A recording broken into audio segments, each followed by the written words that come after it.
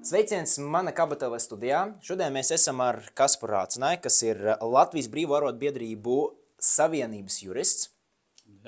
Un mums ir vairākas situācijas, ko iesūtījuši mana KBTV lietotāji, ko mēs apskatīsim tieši no tādā jau praktiskā juridiskā aspekta, kas jādara darba devējiem, kas jādara darbiniekam un ko drīkst, ko nedrīkst. Uzreiz ķersimies pie jautājumiem un situācijas sekojuša. Darba devējs ir izziņojis nodaļas darbiniekiem līguma grozījumus. Mainās darba process, un visa nodaļa atsakās to parakstīt. Un nākamajā rītā darba devējs saņem īziņu no visiem darbiniekiem par to, ka katrs no tiem ir apslimojis slimības lapas, nosacītu slimības lapas visticamāk. Un rezultāti nākamajā darba dienā, tas darba līguma grozījuma izziņošanas, pēc tas izziņošanas darbinieki neierodas darbā. Ko tad darīt darba devējiem šādā situācijā? Protams, ka darbiniekiem ir tiesības uz pārējošu darba nespēju. Tas, kas izklausās, protams, aizdomīgi šajā situācijā, ka uzreiz pēc līguma izziņošanas visi ir saslimuši, tad no likuma viedokļa darba devējiem ir divas iespējas. Viens – respektēt darbinieku pārējošu darba nespēju un gaidīt, kamēr viņi atgriežās un novēlēt visu labāko atveseļošanos. No otras puses, ja darba devējiem ir pamatotas aizdomas par to, ka darba nespējas lapas ir izsniegtas nepamatoti, viņam ir tiesība vērsties veselības inspekcijā, lūdzot, lai tiek veikta pārbauda attiecībā uz šo situāciju. Vai pareizi sanāk, ka tajā gadījumā, ja sanāk pierādīt par to, ka šīs visas veselības, slimības lapas ir izsniegtas nepareizi, tad darba devējs var arī piemērot tāds bargāks sods līdz pat darbinieku atlaišanai? Principā darba nespējas lapas anulēšana nozīmē, ka darbinieka neierašanās darbā nebija attaisnota.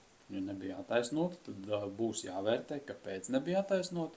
Vai tā bija, piemēram, apzināta veselības stāvokļa simulēšana vai kāda cita iemesla, kāpēc ārsts ir izsniedz šo darba nespējas lapu nepareizi vai kļūdaini, tad šajā situācijā arī no tā būs atkarīgs, vai būs pamats arī uzteikt darba līgumu.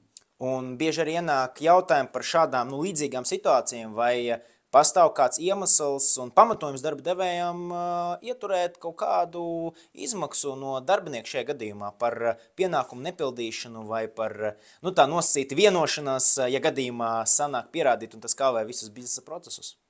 Ar to jābūt ļoti piesardzīgam un uzmanīgam. Man nav bijusi neviena lieta, ko es būtu redzējis, kur darba devējs būtu piedzinis naudu no darbinieka dēļ tā, ka viņam ir nepamatot izsniegta darba nespējas lapa.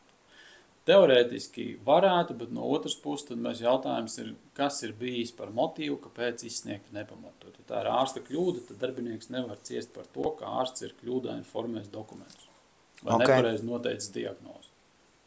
Tad ir jāsavāc pierādījumi pirms vispār vērsties kaut ko darīt. Darba devējs nevar neko izdarīt, kamēr nav tad acīm redzami pierādījumi par to, ka tiešām tās lapas ir izsniegtas nepamatoti. Jā, un redz, zaudējumu piedziņai darba devējiem jau vispār. Viņš nevar vienpusēji ieturēt no darbinieka darba devēja iedomātus zaudējumus. Viņam būs jāspēj pierādīt, ka ir zaudējumi, būs jāsaņem darbinieka rakstveida piekrišana, lai šos zaudējumus ieturētu.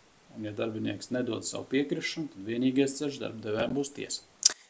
Tas jau ir cits jautājums īstenībā par to, kā tad ieturēt un kā pamatoti ieturēt kaut ko no darbinieka samaksas, kas īstenībā, man liekas, ļoti specifisks gadījums un praktiski sarežģīti neiespējami izdarīt, jo darbinieki ir aizsargāti šajās situācijās, bet uzreiz par citu situāciju arī bijis jautājums iesūtīts par darbinieku uzteikumu par nodaļas štata samazināšanu, un pēc šīs situācijas, kad darbinieks ir saņēmis šādu uzteikumu par nodaļas štata samazināšanu, tad respektīvi tas atsevišķi punkts un pamatojums, nākamajā dienā tas paziņo darba devējiem, ka ir slims un viņam ir atrata slimības lapa uz nenoteikto laiku.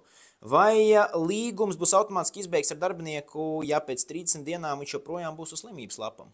Tad šeit ir jākonstatē tas brīdis un jāsaprot, vai darba devējs darbiniekam ir izsniedzis uzteikumu, vai viņš ir tikai pieņēmis lēmumu uzteikt darba līgumu. Ja darba devējs vēl darbiniekam nav izsniedzis darba līgumu uzteikumu, tad šajā situācijā darbinieks slimo, un ko līdz atgriežās no pārējošas darba nespējas, darba devējs var iedot darbiniekam uzteikumu. Tajā pat laikā, ja darba devējs jau ir iedevis uzteikumu, un uzteikuma termiņā darbinieks saslimst, tad šajā situācijā termiņš sāk iet uz priekšu. Ja darbinieks nebūs vērsies pie darba devēja un nebūs prasījis, lai uzteikuma termiņā šo slimošanas laiku neieskaita, tad darba attiecības var izbeigt arī darbinieka slimošanas laikā. Un tur būs nevis 30 dienas, bet būs jābūt 1 mēnesim.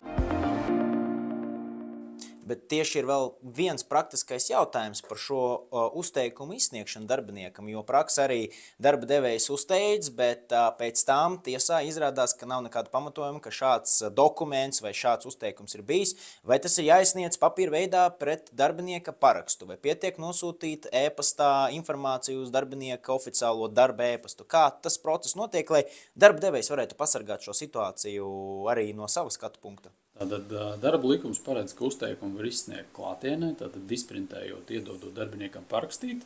Darba devējs 2. eksemplārā paņem darbinieka parakstu, ka viņš šo uzteikumu ir saņēmis. Ja darbinieks atsakās šādu uzteikumu saņemt, tad darba devējs sastāda aktu par to, ka viņš ir iepazīstinājis, darbinieks ir atteicies. Un arī tas tiek atzīts kā brīdis, ka darbinieks ir uzteikumu jau saņēmis un iepazinies. Darba devējs var sūtīt e-pastā ar drošu parakstu tikai tad, ja šāda tiesība ir noteikta līgumā. Ja līgumā nav vienošanās, ka šāda var sūtīt, tad e-pastā uzteikumu sūtīt nedrīkst. Bet pa pastu ierakstītā pasta sūtījumā jebkurā gadījumā drīkst nosūtīt. Nu jā, te ļoti noteikti jāņem vērā, ka visas tās smalkās detaļas ir ļoti svarīgas. Ja iestājas tāda situācija un ja tās smalkās detaļas netiek izpildītas, tad beigās var rezultēties ar to, ka pati darbinieks tur ir saslimījis, tad neko nevar izdarīt, jo faktiski nav pierādījumi, ka uzteikums ir sagatavots un izsniegts korekti. Jā, savukārt likums aizliedz uzteikt darbiniekam darba līgumu laikā, kamēr viņš slimo. Līdz ar to darbinieks skaita samazināšanas uzteikumu darbiniekam slimības laikā nemaz nedrīkst izsniegt. Tas gan. Ok, un vēl trešā situācija arī saistīta ar darbinieku un atlaišanām. Darbinieks atstrādā savu pēdējo darba mēnesi pirms atlaišanas, viņš ir lietas kursā par to, ka viņam tas pēdējais periods ir iestājies pie šāda darba devēja, un pirms pēdējā darba dienā darbinieks paziņo ar SMS savam darba devējam, vai e-pastā, ka viņš ir apslimis un tam ir atverta slimības lapa. Vai darba līgums šajā gadījumā var būt izbeigts darbinieka slimošanas laikā? Jā, šis ir tas gadījums, ka darba līguma uzteikums ir izsniegts pirms slimošanas, uzteikuma termiņš sāk jau tecēt, un ja šī uzteikuma termiņa laikā darbinieks saslimst, tad šī uzteikuma termiņš tiek pagarināts tikai pēc darbinieka pieprasījuma. Ja darbinieks grib turpināt darba attiecības, tad viņam ir jāprasa, lai slimošanas laiku izskaita ārā, jeb respektīvi pagarina. Savukārt, ja viņš vēlās, lai darba attiecības tiek izbeigtas, tad viņš neko nedara, un darba devējam ir tiesības arī šīs slimošanas laikā atlaist. Jo ir jānošķir 2 jēdzieni – uzteikums un atlaišana. Tātad uzteikums ir dokuments, ko iedod un darbiniekam paziņo par atlaišanu. Savukārt, atlaišana ir tas brīdis, kad darba attiecības tiek izbeigtas. Ok, man ir skaidrs. Es ceru, ka skatītājiem arī ir skaidrs visas tās situācijas atbildes un kāda ir rīcība tad sagaidām no darba devēja un tad arī, kas tomēr jādara un kas nav jādara darbiniekam. Tā kā atcerieties, ka te ir abas puses iesaistītas.